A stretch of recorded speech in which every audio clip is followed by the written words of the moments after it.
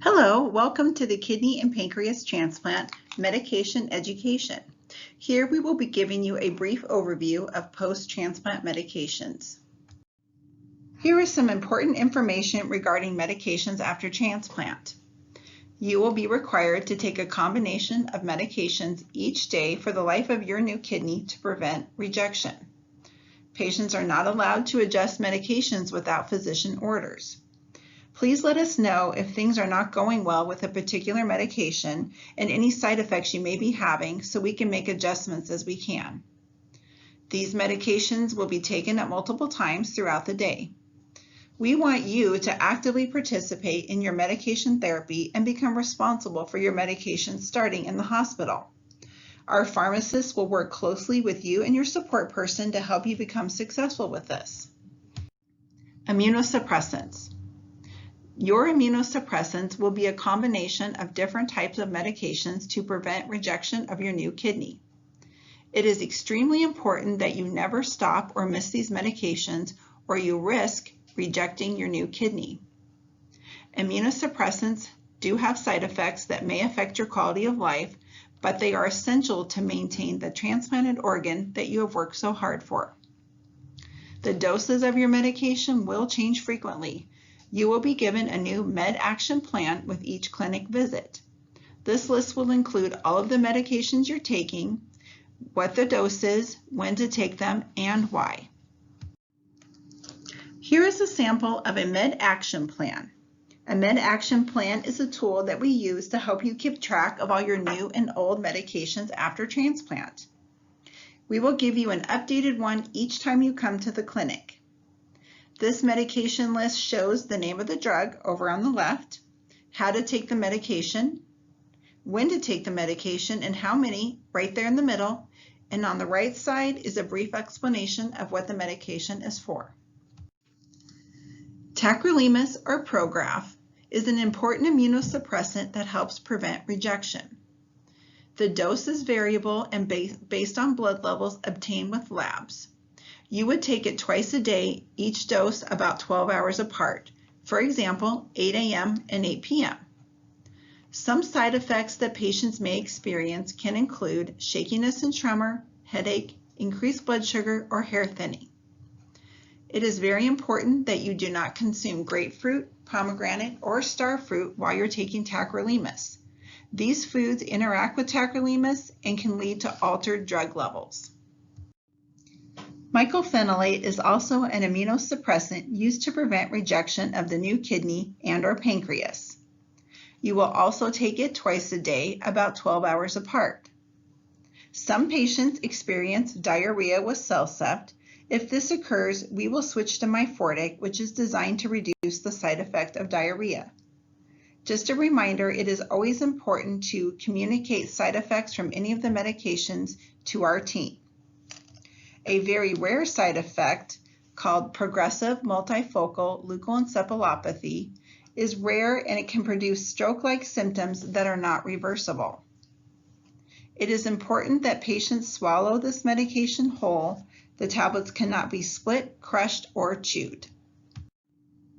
The third and final drug we use to prevent rejection is prednisone, which is a steroid.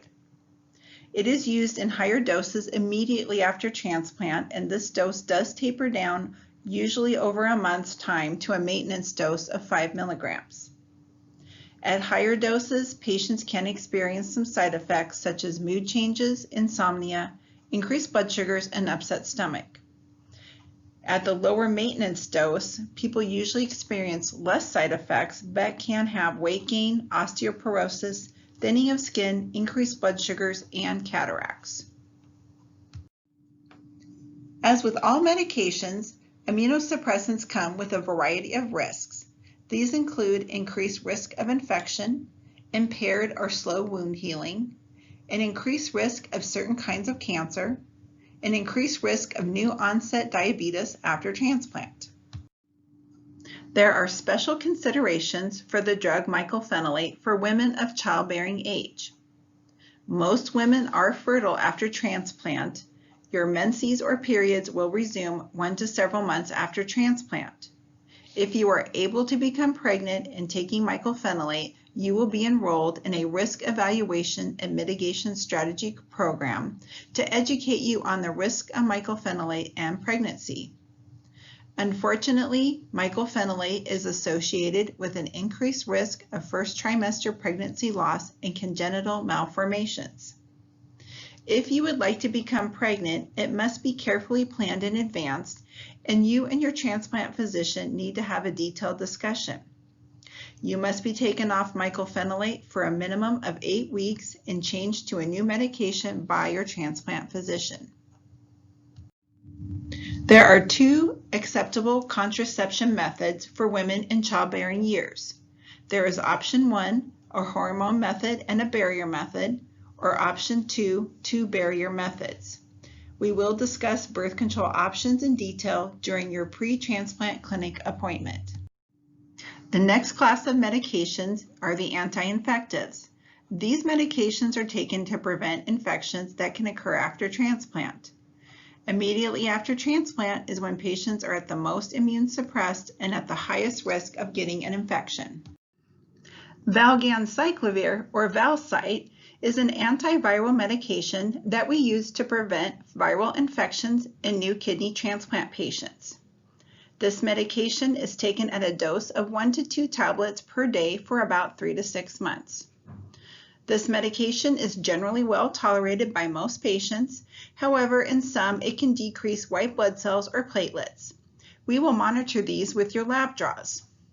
It is important that patients do not cut, crush, or chew this medication. Sulfamethoxazole trimethoprim, or Septra, helps prevent bacterial infection in a newly transplanted patient. It is a dose of 1 tablet 3 times a week for about 6 months. In some patients, it can increase sun sensitivity, cause a rash, or upset stomach. It is important to avoid sun exposure while on this medication.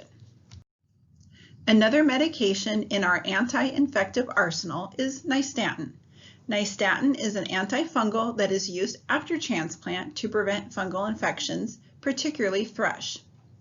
It is a liquid that is swished in the mouth and then swallowed. This is done 4 times a day after meals and before bedtime. In some patients, it can cause an upset stomach. It is important that you do not eat or drink for 30 minutes after using this medication, as it will decrease the effectiveness. Other medications that we commonly use after kidney and pancreas transplants include pantoprazole. This is used to protect the stomach while on high-dose steroids. Docusate is a stool softener and Senna is a laxative. These are used to prevent constipation during those first few weeks after transplant.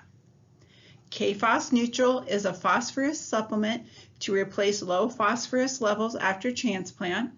Magnesium Plus Protein is a magnesium supplement. The need for either of these supplements will be determined by your lab levels. Here are some post-transplant medication highlights. No NSAIDs or non-steroidal anti-inflammatory drugs such as Motrin, Advil, or Aleve. No herbal medications or supplements. These medications are not regulated by the FDA and can interact with our immunosuppressants. No probiotics. We do have restrictions on over-the-counter products. We will give you a list of approved over-the-counter medications that you can take. When you are prescribed any new medications, please check with us. There are many potential drug interactions. The immunosuppressants also have interactions with certain foods. Patients need to avoid grapefruit and grapefruit products, pomegranates, and starfruit. Thank you for joining us for this overview of post-transplant medications. This was produced by our knowledgeable transplant pharmacist team. If you would like to learn more about transplant medications, we are happy to help. Please contact us with those or any other questions at 509-474-4500 or 1-800-667-0502.